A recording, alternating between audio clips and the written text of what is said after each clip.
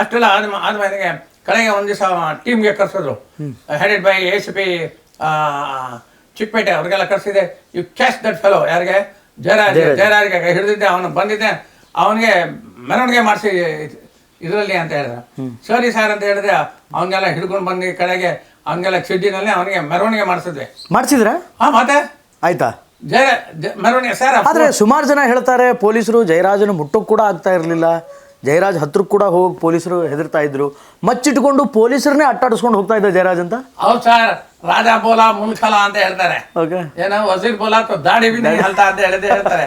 ಯಾವಾಗ ಇವ್ರು commissioner as you catch him and parade him in this thing ಅಂತ ಯಾರು ಗರುಡಾಚಾರ್ಯ ಅಲ್ಲ, ಆಗ ಮಿಸ್ಟರ್ ಇವರು ಯಾರು ಹರ್ಲಂಕರ್ ಸಾಹೇಬ್ರು ಕಡೆಗೆ ಅವನಿಗೆ ಎಲ್ಲ ಪೆರೇಡ್ ಎಲ್ಲ ಆಗೋಯ್ತಲ್ಲ. ಓಕೆ, ಪೆರೇಡ್ ಎಲ್ಲ ಆದ್ಮೇಲೆ ಆದರೆ ಎಷ್ಟೋ ಜನಕ್ಕೆ ಜಯರಾಜ್ಗೆ ಈ ಥರ ಶಿಕ್ಷೆ ಆಗಿದೆ ಪೊಲೀಸರಿಂದ, ಬೆಂಗಳೂರು ಪೊಲೀಸರಿಂದ ಅನ್ನೋದೇ ಗೊತ್ತಿಲ್ವಲ್ಲ. ಎಷ್ಟೋ ಜನರಿಗೆ ಜಯರಾಜ್ ಅವರಿಗೆ ಈ ಥರ ಶಿಕ್ಷೆ ಆಗಿದೆ ಅನ್ನೋದೇ ಗೊತ್ತಿಲ್ವಲ್ಲ. ಅದೆಲ್ಲ ಗೊತ್ತಿದೆ, ಅದೆಲ್ಲ ಸುಮ್ಮನೆ ಆಗೋಯ್ತು. ಅವನ ಬಗ್ಗೆ ಮಾತಾಡಿದ್ರೆ ಗೊತ್ತಾದ್ರೆ ಅವನು ಚೇಲಾಗಳಿಂದ ಮತ್ತೆ ಹೋಗಿ ಅವನ ಅಟ್ಯಾಕ್ ಮಾಡೋವನಲ್ಲ.